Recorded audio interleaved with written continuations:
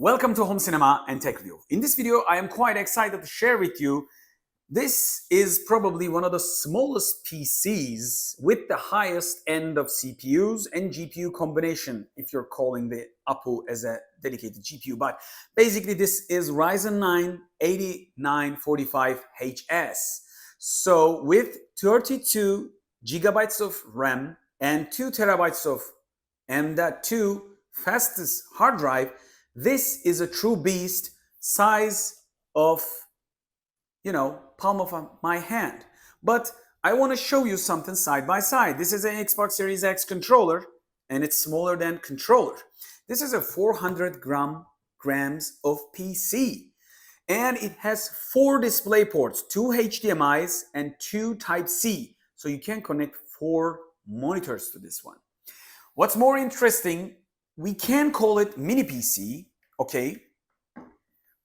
But we already call this Mac Mini a mini PC. So I will hold it right beside, 4 times smaller than a Mac Mini.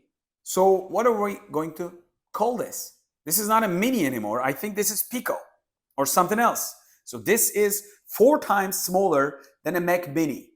And this makes it interesting to review for me. And basically, I've been using this Geekom A8 over a month, and I've been editing my 4K videos, reviews, and guides. Some of them are about the 4K resolution with a 40-minute length. So I am quite pleased to say I can edit in Premiere Pro any 4K footage that I shot with the Osmo Pocket 3 for you guys, and without any problem. I can render it. I don't have any stability issues during the time. So I probably edited 3 to 4 videos with it. They were quite long. And I am using it connecting to my TV and sit quite further back with a wireless keyboard and mouse just like this. And if you connect an Xbox Gamepad or any Bluetooth gamepad, by the way, you can play it like this. What's more fun? This is a big picture of Steam. So I'm going to give you my full conclusion of Geekom A8 in this matter. You're going to see the specs around here, as you can see probably right now. This device has huge amount of specs, and we need the time to digest this. This Ryzen 9 8945HS, 32 gigabytes of RAM, and 2 terabytes of hard drive. Far more than enough for everybody. And we got 2 USB ports at the back. One is USB 3, other is USB 2, and 2 on the front. We got 4, 2 Type-Cs. We got 6 connections, and we can multiply it with any multiplier we want if we need to. Normally, you don't. And what else do we have? 2 HDMI ports and 2 Type-C ports with the display support. Like we got 4 monitor support. So this can handle anything. For the beginning, it can play anything. I will show you in the benchmarks or performance settings and what kind of settings that we need to apply for the games for the best performance. But since I'm going to give you my full conclusion in the beginning of the video, don't worry, this video will show you close-up shots, box content, how device works, and also comparison between a regular laptop adapter side by side with the Geekom and the Geekom's own power adapter. But for starters, this is 4 times smaller than a Mac Mini and smaller than a Gamepad. So normally I did the comparison, but you'll see it in the close-up shots, don't worry. And the upcoming sections, I'm going to test with the games, adding the benchmarks, and show you the results of those solutions. But before that, I want to give you a detailed conclusion. Since we don't have a dedicated GPU with this one, we got 2 options. If you're going to be gaming, you can go lower spec. Instead of an 8945, you can go 8840, if I remember the model name of the AMD CPUs. So you can go lower on the CPU like Ryzen 9 again, Ryzen maybe 7, Ryzen 5, and you can add an eGPU. I will make another video, extended video with the eGPU, what this beast can do. So what you can do, lower your price of your mini PC, and you can add an eGPU later on or directly buy an eGPU. So that will give you extreme gaming performance when you need to. And since this device is smaller than a laptop, like 5 times, depending on the size, maybe 16 or 17-inch laptop, this could be 8 times smaller. With the power adapter included, this could be 5 to 10 times lighter to carry around, because this is around 400 grams. And if you include the adapter of the gaming laptops, like huge bricks, some of the gaming laptops are above 6 kilos with the power adapter, so about 6 to 8 kilos. So you're going to be having around 1 kilo. That makes it, with the adapter, maybe even less than 1 kilo. I haven't measured it with the power adapter. I will probably write it on the screen, but this is extremely light. The device itself is around 430 or something. So basically, you are 8 to 10 times lightweight to carry around. That makes this device very easy to carry around. Since every hotel has a dedicated TV in the rooms with the HDMI support, you can get this anywhere, connecting to any TV, and make your work like an office work or render work, and then take it to your bag. How small is that? So you're going to have a smaller bag to carry, lighter weight to carry around, and if you want the GPU power, you're going to be extending the specs with the eGPU solutions. Later on, I will review or at least make a benchmark video. Don't worry about it. But in this video, I'm going to focus directly what this device can do with the Apo internal GPU itself. So my point is this. Since the Steam Deck is based on AMD and we love the Steam Deck as a portable gaming solution, games are giving a lot more support to the FSR solutions from AMD. And if the game supports FSR 2.0, 3.0, the benchmark performance or game performance are boosts up like crazy. So you can play pretty much any game in the medium to high settings if you have an FSR support. Doesn't matter if it's an A game, you just have to lower some graphics. I will give you some examples and you're going to witness in the test section. Don't worry about it, you're going to see it, and I'm going to tune up so you can see the FPS differences. But basically with the Red Dead Redemption 2 with an FSR support, you can play lots of the specs on the medium side and you can still have above 30 FPS values, which is basically PlayStation 4 level of graphics and maybe even a little higher. And this is great to have with an internal CPU. And if you lower to 720p, or change the specs of the FSR performance mode instead of a balance, you're going to get a huge performance. Like you're going to get around 50 FPS for Red Dead Redemption 2 in the full HD. That's crazy. We don't have a dedicated GPU in this small device. This is 11 centimeter and a couple of millimeter more. This is extremely small considering size of this thing. Smaller than a gamepad. It's crazy to achieve this performance. I know I'm repeating myself, but basically you're going to be playing a lot of games. And I've tested it with the Bright memory since it's based on the RTX solutions when it first came out. Right now it supports the FSR, and when you include the FSR, you're going to witness the results. You're going to be playing it around 35 FPS. Without having any problem with the high graphics. High graphics, I'm not talking about medium or low. So that's interesting. So if the game is optimized, definitely for FSR or AMD solutions, you're going to be able to play future games without any problem. And you're going to have an option to upgrade later on with the eGPU. Don't worry about it. So if you desire to see eGPU solutions with this sort of small PCs, write down at the comment section below, because hopefully I will soon do that. And the noise level of this device, I need to talk about it. I measured it right in front of it, put my phone as a noise measurement tool, and it performed around 38 to 39 to 42 to 43 decibels in general. If you push it like a Red Dead Redemption benchmark, Tombraider benchmark, full mark benchmark, kind of like a top of the line graphics, and you push it to the edge, and you're going to have probably 42 decibels of sound. But from the nose up, nobody touched their nose to their PCs. So if you're going to use this PC, you're going to lengthen your arms on a desktop, you're going to be staying away probably around, let's just say 40, 50, 60 centimeters away. So this decibel value will change depending on the distance for your ear level. but I measured it right beside it. So probably the cooling system inside performs quite good. And one other thing is the outside temperature when I measured it with the gun is about 38, 39, sometimes 40 and a little bit above. Since we are considering the human body temperature is 36.5, it's not a big deal since it's working internally, huge hardware, Ryzen 9 8945HS. So we gotta accept that. So the cooling is good, but at the top of the line games, it reaches about 86 to 90 degrees, and that's normal. Many of the regular PCs with the stock coolers can reach those sort of hot, let's just say those sort of levels of heat.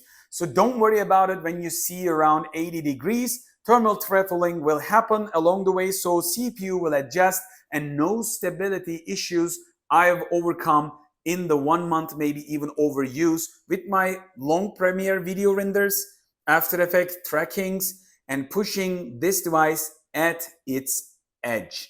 So without further ado, I'm going to be showing you what the gaming performance will do, like what will happen if you just buy the Geekom A8. But before that, I want to remind you, whatever you see, you can lower some of the specs. I'm not going to be showing entirely every spec for every game, but if you have an FSR support, natural support for the game, and if you drop down the resolution from Full HD to 720p or something between like 1366 to 768 or 1680 to 1050, those resolutions are between the Full HD and 720p. So if you lower the resolution, you will get huge amount of increase on the FPS because it's not a dedicated GPU, so you're going to rely on the APU. Those things, those tips are for you to increase your performance. Don't forget about it. Like the Steam Deck is lowering the resolution. That's why it's performing quite good with the FSR support itself on a small scale. Since every TV and many of the high-end projectors have upscale functions, you're not going to be regretting the mid-range resolutions, and it's not going to be affecting you too much. And you're going to be having a dedicated PC instead of just a gaming console. Don't forget about this. You can't do Windows stuff with your console, and it has Windows license built in. So you're not going to be paying a Windows license. So I think I've told everything there is to be told about the concept. So without further ado, let's test the Geekom A8 in its details as much as it can do.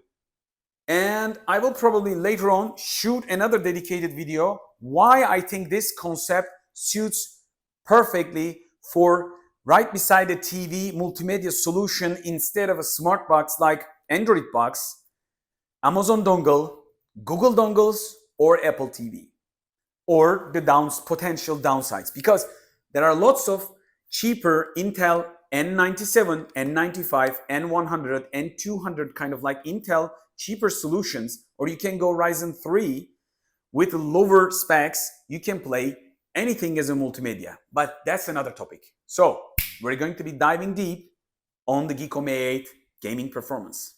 In this section of the video, I'd like to take a look at this small box, which basically extremely big compared to the real thing. Look at this, palm of my hand.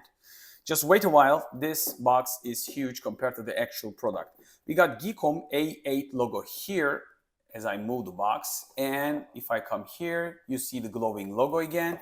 When we come back, as you can see, we got mini PC A8 Ryzen 9 8945HS, which is basically one of the strongest CPUs of today, and combined with the internal GPU of this device, 32 gigabytes of memory and 2 terabytes of storage. So this is a true beast. Let's open the box, and I'm holding, this is feeling high-end already. And when I put the box aside, just take a look at this, how big the box is, how small the unit is. Take a look at this. This is tiny, puny, and extremely well-built feeling overall. Don't worry, I will take out these covers in a second and take a good close look at this thing. And when I put the box aside, you can clearly see this is one of the smallest PCs possible. And underneath we got green mini PC global leader Geekom, and you got a couple of cards and also user manual, which is very definitive, I guess, with every bit of detail. And we're going to be taking a look at specs later on. So I'm going to remove this piece, and what do we have left? Inside cover of the box, and underneath we have HDMI cable, power cable for adapter, and power adapter, which is basically a small adapter again. The VESA mount plate for put the device at the back of a monitor so you can perfectly hide it. And what else do we have? I guess, yes, the screws for VESA mount plate. And that's it. So I'm going to be reviewing, like removing the protective layers of this mini beast, and we're going to take a look at the physical details of this PC, which is far more important until this stage that you've seen. And I'm going to, don't worry, compare it with the micro SD cards, and how small it is. I want you to really understand this is extremely small. So let's take a good close look at this small beast. In this section of the video, I am excited how small this thing really is. Take a look at my hands, how I framed the product. But basically, it's not going to do you any good because you don't know my hand size. But you basically know what an SD card size look like. So I'm going to pull it up and put a SD card and micro SD card converter kit here. So this is an SD card height, and this is the entire width, 1, 2, 3 and some. So basically this is smallest PC that you can find in the market. How much the weight, if you ask me? Let's just put this to a perspective. I'll put it on, and this is a 430 gram. Don't forget, this has an Ryzen 9 8945. So this is a beast of a product. So everything looks and feels premium when you hold it. Even the Geekom logo, as you can see, glowing. And this is a brushed aluminum that we are, get used to buy Apple products. Most highest build quality that you feel around the edges. Nothing is sharp. We got air ventilation on this side. We got SD card slot here, which looks quite good. We got 2 USB ports here. You're going to see the slots and ports. These sockets are blue. That means USB 3.0, I guess. And you're going to see, like I told you in the specs on the screen, we got headphones and microphone jack. We got power port, and this basically feels great when you push it. And we got another ventilation on the other side, which looks good. At the back, we got the beast's connection. I always call this device a beast because, again, Ryzen 9 8945HS, it's one of the most powerful CPUs in the market when I review this product. So we got HDMI here, we got HDMI here, 2 HDMI ports, and we got 2 Type-C ports, and one of them says 40 because of the bandwidth, one of them says 10, but both of them has D logo, which means probably you're going to see all the specs in the screen. I don't want to say anything wrong, but 2 display ports too. So we got 4 actual display ports, 2 of them directly HDMI standard as we know it, 2 of them Type-C. So you can connect anything, this device, 4 monitors. Come on, smallest PC possible. And we got USB 3.0, I guess, and USB 2.0. So we got 4 USB ports, 2 USB Type-C ports, which makes it 6, and 2 HDMI ports, which makes this device actually a beast, a real beast. So when I hold it like this, you can clearly see model name is A8 and 19 volt, 6.32 amps. So this needs around 120 watts of power in a full performance mode, I guess. So when we finish to take a look at the physical part of the device, adapter is also important if you want to carry that. So when I put the adapter, you feel this is much more easier than any laptop to carry around in your backpack. In my opinion, this could replace my laptop because it is smaller, lot less heavy, compared like 430 grams compared to a gaming laptop with a huge adapter. Come on. I will, in a couple of minutes in this video, show you the size of a proper big brick style adapter, power adapter of a big laptop. And when we put side by side the adapter and the power unit, as you can see, this feels like the half thickness. Let me just do it like this. Half thickness of the PC is actually the adapter. When you put it on, you can clearly see this is a small PC and this is a small adapter. When I hold it like this, you can see the numbers, 19 volts and 6.32 amps, 120 watts. So this is a powerful adapter, and 90-degree angle of this part, really good thinking. So you can place this adapter quite good and you can carry it around. And having this grip and, you know, getting together cable tie, it's a good touch because you might want to carry this PC around, and probably I will. And considering every TV has a HDMI port, you can carry this as a laptop and connect it to any TV, even in the hotels that you go from place to place. If you're traveling too much, you can use this as a laptop with probably any TV, basically Full HD or 4K capable. So when I put this aside, take just a second to think about it. How small this Ryzen 9 8945HS beast of a PC. Just breathe in and take this information in. It is cute and kind of like cute and cuddly. You just want to hug this or put it in your pocket. Yeah, really, you can probably if you have a coat or something. Just take a look at this 5-meter length, you know. It is as small as a meter. And when we say small, you see the numbers on the screen, roughly 11 point something centimeters. And okay, so square-ish, 11 again. So the thickness is 3.7-ish with the bottom part, a little bit of extruding here.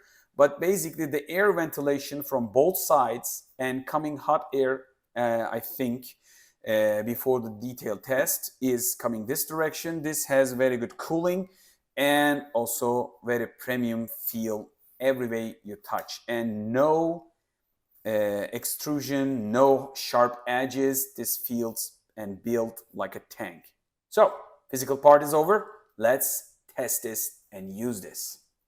In this part, I'd like you to see how the Geekom with a Ryzen 9 8945HS is quite extremely small compared to an Asus Vivobook laptop adapter. So Vivobook, basically, if you know the model, and I reviewed my laptop, this is my laptop adapter, okay? And this adapter is not a big one. This is a 120 watts of adapter. Let's just put it on the Geekom and see how it looks. It's basically covered up entire PC. And when we take a look at side by side, the thickness is near the same. I know it's one finger maybe thinner, but take a look at this side by side, how long it is, how big it is. So basically this is one of the maybe Asus smallest power adapters. And I have to carry this if I travel with my laptop. And just take a look at the Geekom's own adapter. Just take a look at this, how small it is, how this is the smallest one. If this was a big gamer, laptop adapter, it would be this size, like a huge brick. And you probably guys all know by now if you watch this video. So basically, this is the smallest power adapter that you can find for a big wattage. But if you buy something like a big GPU and gamer laptop, the brick will be this size and it will be extremely heavy. Considering this PC only weighs around 430 grams, everything included, without the adapter of course, this feels like a big brick, even though this is the smallest one. So I just want you to see how these things in the future might be getting the position of the laptops inside of our bags. Because if we can carry them with a much less weight around with a smaller adapter. And there are probably models out there, there will be from Geekom and other brands too, with the lower power consumption models. You don't have to carry this size of adapter, maybe like this, maybe Type-C powered, if you're going to go less performance small versions of these PCs. So you can check the different models from Geekom, but basically this I'm showing you, this is the gaming capable Ryzen 9 8945HS, and this is the adapter. And this is what I carry for my laptop every day. I have to carry this if I am going to travel, because my battery probably runs out in the boosted performance mode. So I just want to clear that out and continue through the rest of the video. In this section of the video, I want to show you a couple of games and benchmarks. So how the gamepad is working.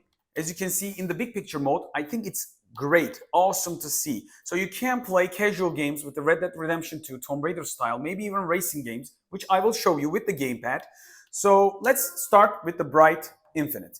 I'm going to be using the mouse and the keyboard since this is going to be an FPS game. You can really use as a console style. I'm going to be doing, instead of a best performance for ray tracing, since I don't have any dedicated GPU, so I'm going to be using the APU.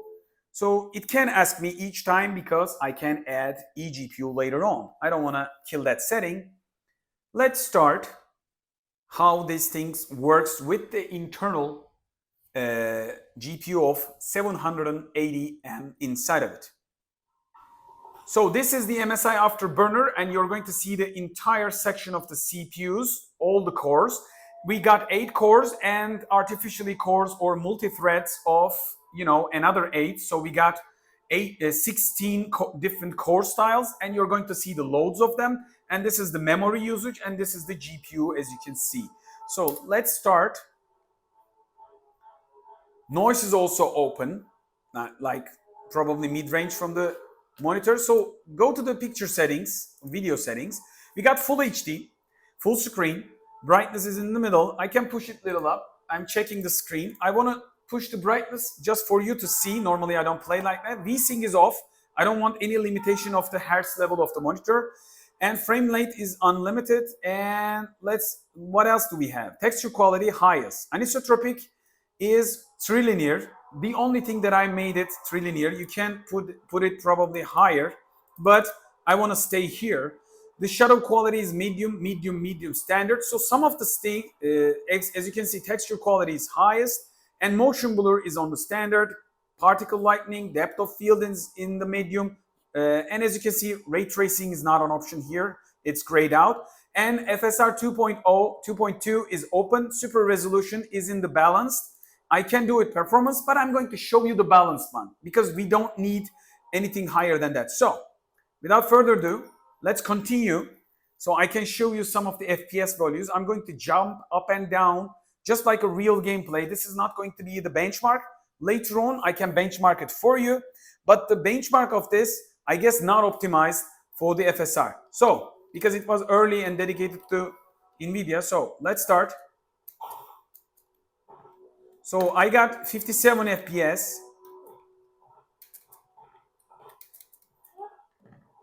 As you can see, I'm looking around, still 54.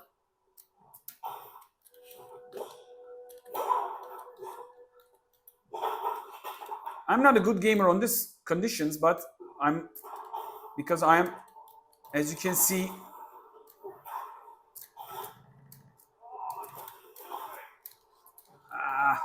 sorry about that. I need to go again.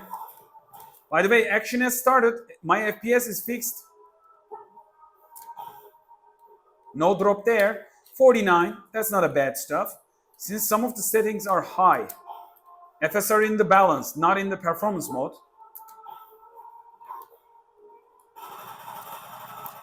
If I fire, as you can see, around 40.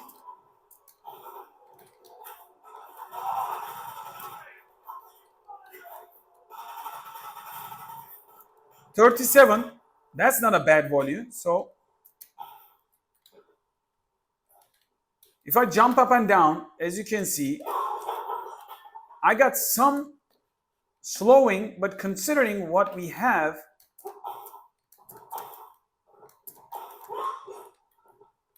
Okay. Yep, we go through. Again, FPS values, I think quite reliable to play this sort of high level of graphic. And if you're staying far behind, some of the drawbacks of the graphics are not going to piss you off. Okay, take a look at this. So I'm going to hit escape and get out from here. And if I push the limits from 720p, this MSI Afterburner probably won't be showing us the FPS values because it's just extrudes and going back and forth. MSI Afterburner is not the best program overlay on stretching things, if you know it by now. So I'm going to close it and the end game around here. So right now, it's a little bit getting hotter, but since I got out, I don't have any issues. So this section is over. I'm going to play again with the Grid 2, since I'm not trying to, I'm trying my best not to cut the video, just doing everything on the fly. But if I needed to cut, I will cut. So this is a good amount of, graphics, and probably one of the best games that I love with the reverse, time and effect. One of the first games that you can call back your car, your accident. And I'm going to give it a shot. Go to the World Series. Okay.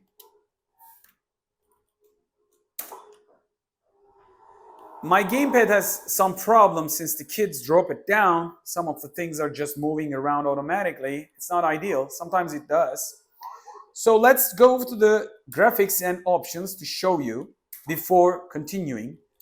So graphics, video mode is in the Full HD, okay? You don't have to go to Full HD, like I told you. But since this device, right now this game is working Direct 3D 11. It's not a pretty much new game, but basically it has very good graphics. That's why I'm showing you. So we can benchmark it, but I'm going to real time play it. So go to the advanced. You got everything in high. And vehicle reflections is ultra, water is high, everything is high. Advanced lighting on, and anisotrophic filtering is at ultra. Advanced blending for Intel, smoke shadows for Intel, those are for Intel. So nearly everything is on high, some of the stuff is on ultra. So I'm going to race for you and show you how fluent the gameplay is. So events, I'm just going to go forward for the first event. I don't care what it is. I'm just going to get BMW M2 or M1, which is one of my favorite cars. Rear wheel drive, quite a lot of power. So since we have M.2 fast SSD, you can see the gameplay speeds. So you're going to see my gamepads.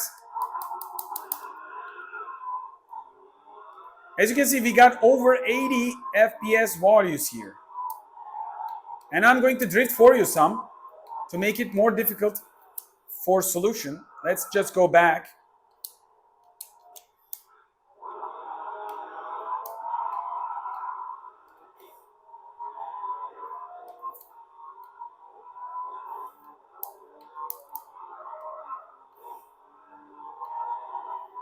This is a really competitive game and I really love this game. So as you can see, I am over 90 FPS. Whoa. I'm going to go back again. Sorry for that.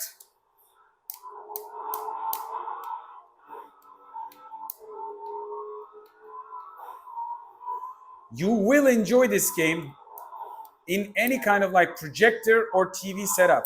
So with the Full HD, high graphics, I'm trying to do some drifts for you just because it makes it more difficult for graphics, smoke effects. Let's just try that. It's harder than it looks, and I haven't been playing games a lot lately.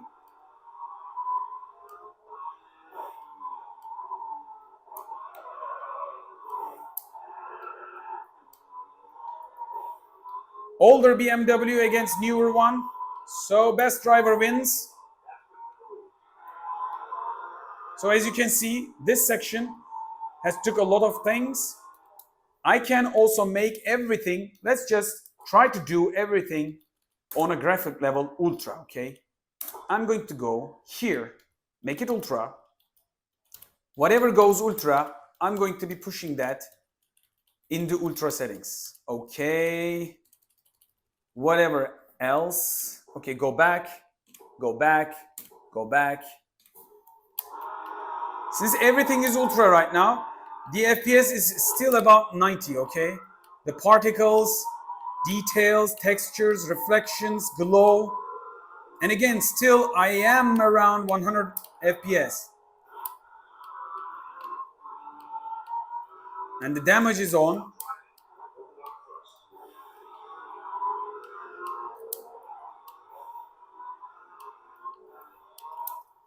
I don't want to waste too much of a time in this game, but you get the idea. So I've closed it with the Alt and F4 combination. I'm going to continue with the benchmarks. So let's just start to Tombraider. Since it's not focused for AMD FSR, that's a fact. This is based on NVIDIA, and probably we're going to see an NVIDIA logo in the beginning. This is not tuned best for FSR. But again, even in that condition, I will put the gamepad right beside it so you can see still the size of this thing. I will really little rotate the video and add this to the screen. So display and graphics. So I made a custom settings, texture quality low, texture filtering is trilinear.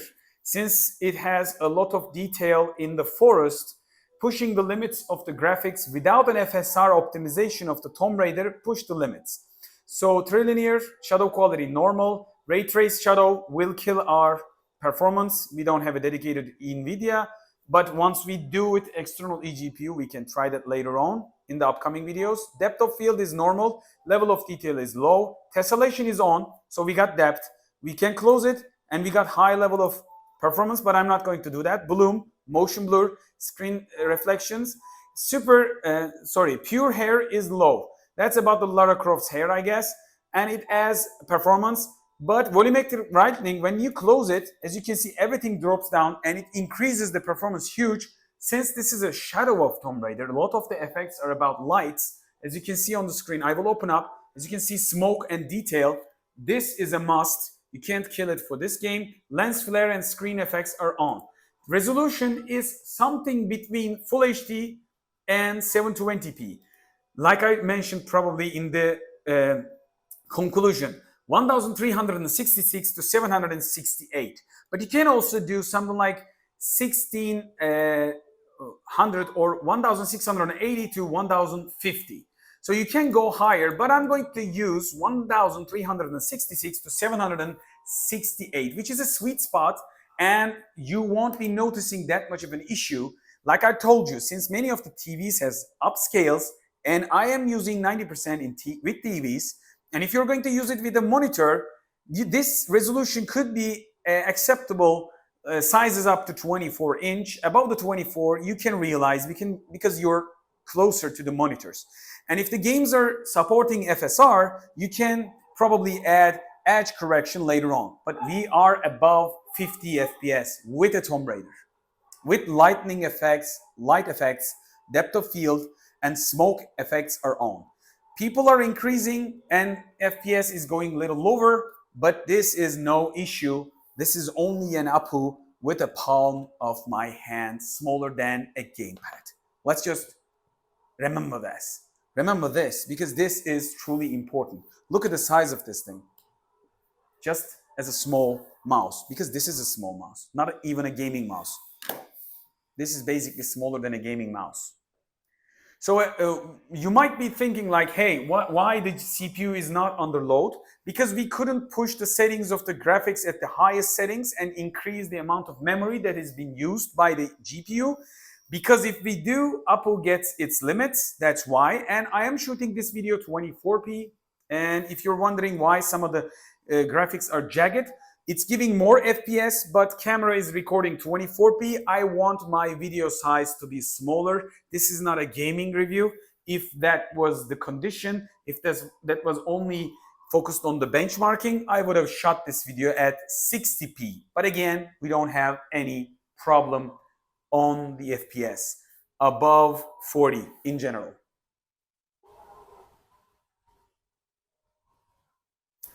That's why the load is lower. GPU APU is not pushing the limits of the CPU. The only way that you might be seeing the load of the CPU up top by adding the eGPU, which is, you know, compatible with this sort of highest end of GPU added later on like an eGPU to this device. So as you can see right now, the solution is this. We got over 49, 50 FPS values, and we are doing quite a bit of good performance.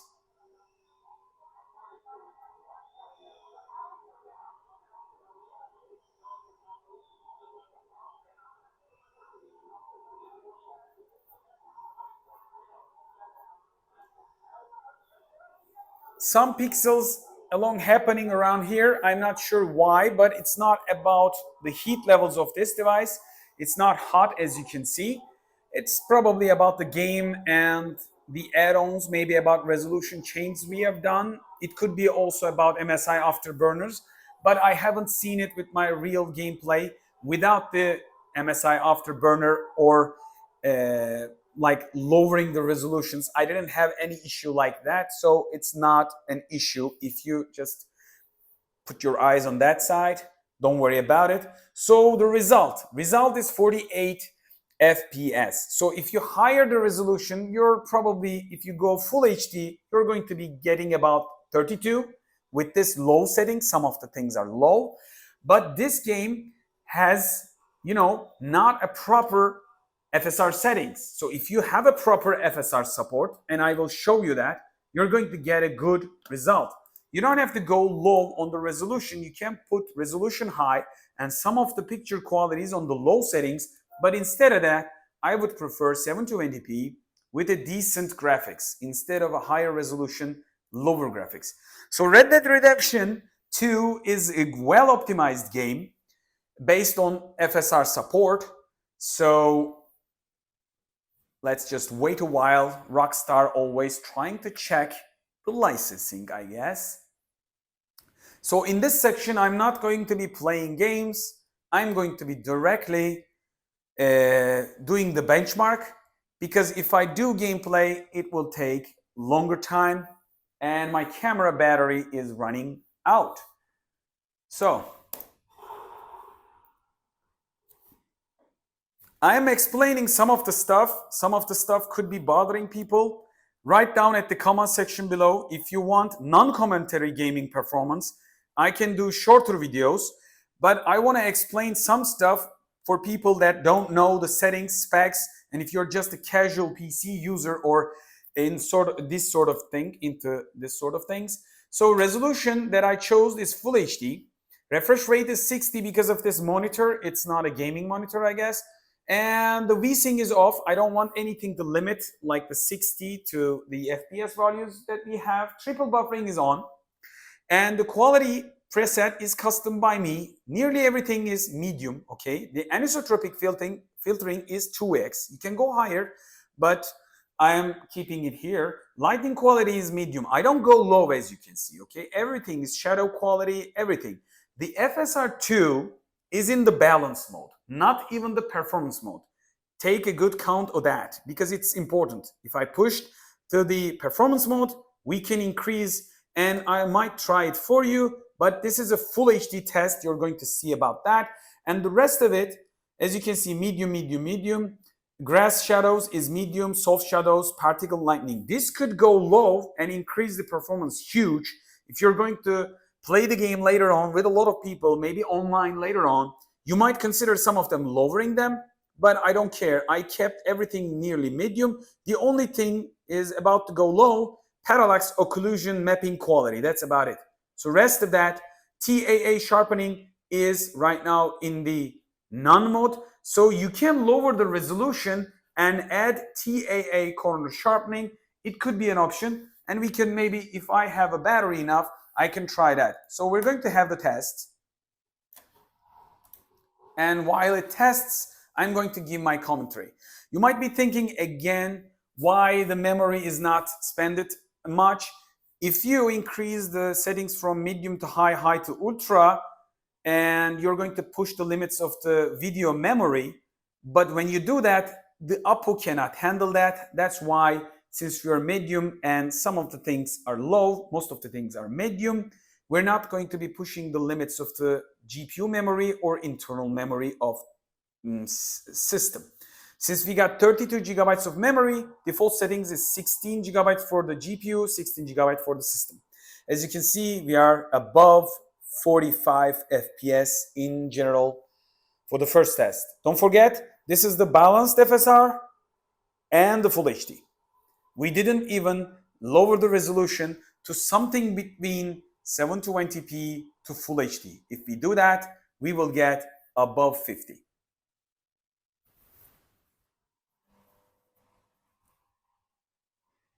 And when I talk about it, you might be thinking like, why the hell that you want to go 720p or something between the Full HD and 720p?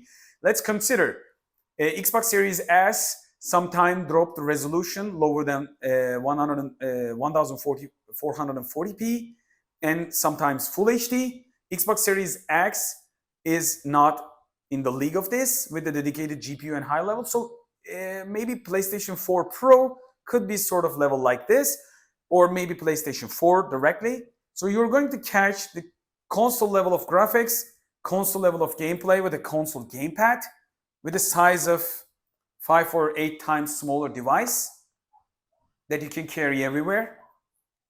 And again, this is an ambient light setup, about 60 FPS, and the degree is 70. That's nice. The room temperature is about 24 degrees, 25 degrees in my studio. So again, this is environment test. As you can see the shadows, details, home, cottages, and the distance. We got above, again, 50 FPS. The one more important thing is when you're running and gunning, chasing with the horses for Red Dead Redemption 2, we're going to see that in the upcoming section. That's the most important part. Probably frame droppings are going to happen. Like we're going to be dealing with around 35, I guess, 30, 35. So as you can see, details are, some of them are lower because we dropped down some of the settings. When you increase it, of course, we don't have a dedicated GPU. But overall, when you're playing as a gaming console from a distance, from a TV with an upscale, okay, FPS, again, around 35. Action started. We have started the running. Okay. That's where the action begins. Some of the settings could be medium, less than a medium low, or dropping down the resolution for this sort of action scene. As you can see, we're around 30 FPS. Some of the people might not like it, but if you're coming from PS4, you are used to those sort of stuff. Because I played the Red Dead Redemption 2 and I finished it with PlayStation 4 in my early days. So basically, you're not going to be bothered too much if you're coming from PS4 experience, and consider this is a full spec PC, you got an option to add on eGPU. And this is one of the toughest scenarios. And I'm going to drop down the resolution in the second part, don't worry. So you're going to see the performance increase. And Dynamite is coming up, so get ready, FPS values. Explosion. Again, it's about 28 to 29. Yeah. That's not too bad. Okay, since things are complicated, 25, 2 horses, carriage, and lots of cottages or houses. And yeah, detail on the floor. So if you want to ride your horse in the fastest way, you got to drop some, I guess. Either from the Full HD or from the FSR performance settings. So I don't want to keep this video too long. Minimum is 18, maximum is 92, average is 33. So in this setup, I'm going to do And now I'm not going to be extremely making this video long. I don't want it, but I'm going to do something between, okay? Let's go. Oops. I guess it's trying to resolution. Okay, let's just say okay to that. There are lots of resolutions that you can add, but I think, come on, give me just break. I just want to change the resolution. And if it's not a supported resolution, haha, that's a bad stuff. I hit the escape. Let's see if the games come back.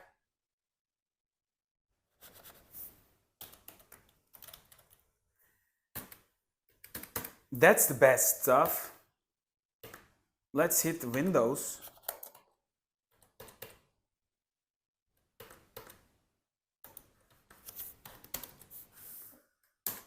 Okay, so go back to the Red Dead Redemption. Okay, so I'm going to be dropping down. Okay, since it's working in Windows right now, no problem. So apply the change. This could happen to you, no worry. And Alt Enter, and I'm in a full screen, I suppose. It will work. So the resolution is something between where is my favorite, okay? And I'm going to be, instead of a balanced, I'm going to go performance mode on the FSR. Sharpening is a little higher than the regular, and we're using the Vulkan API, okay? So let's see, but the FPS is not showing. So if the FPS basically shows by the default of the benchmark, we're going to be relying on that.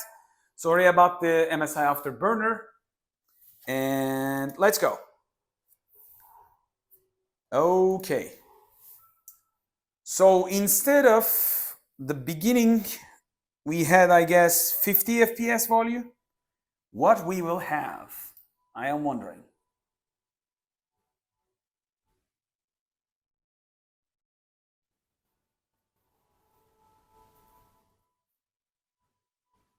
I'm doing it on the fly and I am wondering as much as you do probably.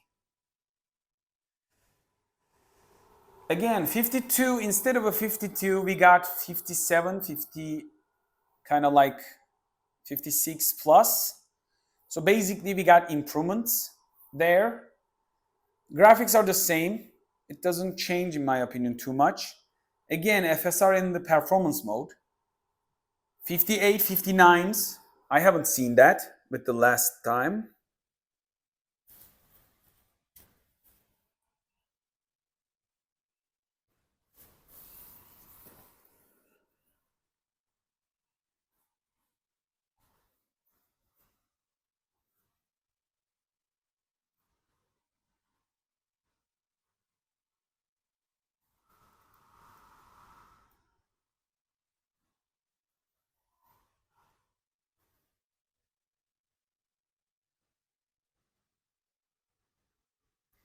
Whoa, around 70 FPS values for day and night outside light changes. This is an ambient scene.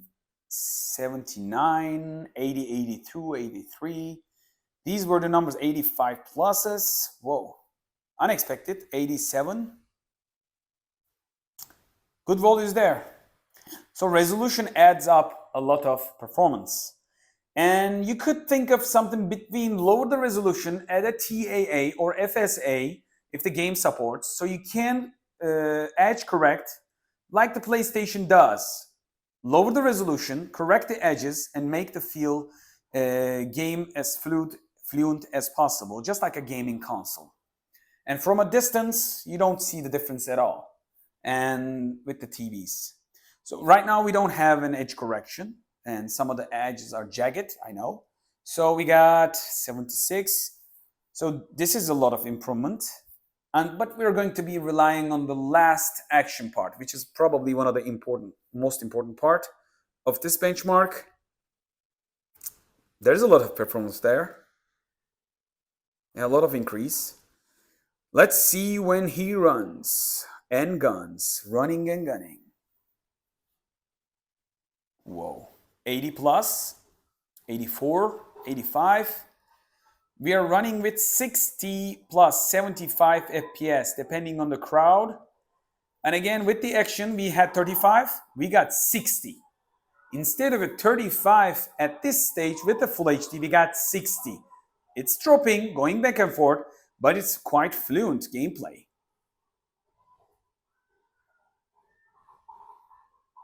That's nice to see.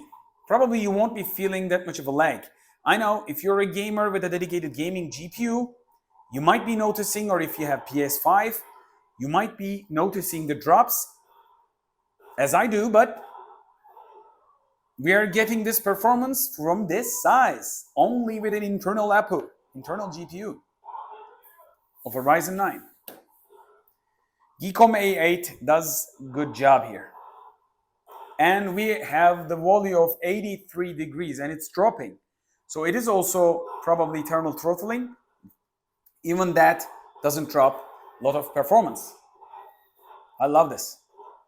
Probably I will keep my settings at this stage with my TV and projector setup. And here we go. Above 30. So I'm wondering the result. So this scene was slow for the last time. Let's get into that. Get onto the horses. Above 30. Again, above 30. That's nice. ISO 29. So it sometimes drops, but still quite playable. I want to remind you, everything is medium. Just a couple of things low maybe. FSR in the performance mode. So you can drop some of the stuff, maybe water reflections, maybe trees in the low stage, you can get higher performance.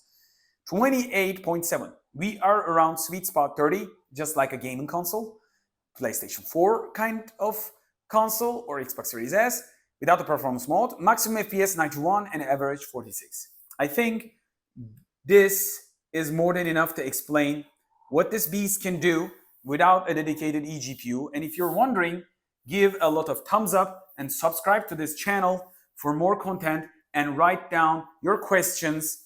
And if you want to see the eGPU, write the comments because YouTube loves comments. I want this video to be seen for the upcoming performance video. But what I like is the most, I can play any game casually from a couch with the Bluetooth gamepad with the Steam Deck on, Steam big picture mode on. Since the Steam is giving a lot of effort to the Steam Deck, the AMD is pushing and games are giving more FSR support. And for that, I think you're going to be able to play a lot of games even with the Ryzen 5 style solutions with the size of a gamepad PC. So, hope to see you in the next video. Home Cinema and Tech Review. Until next video, hoşça kalın.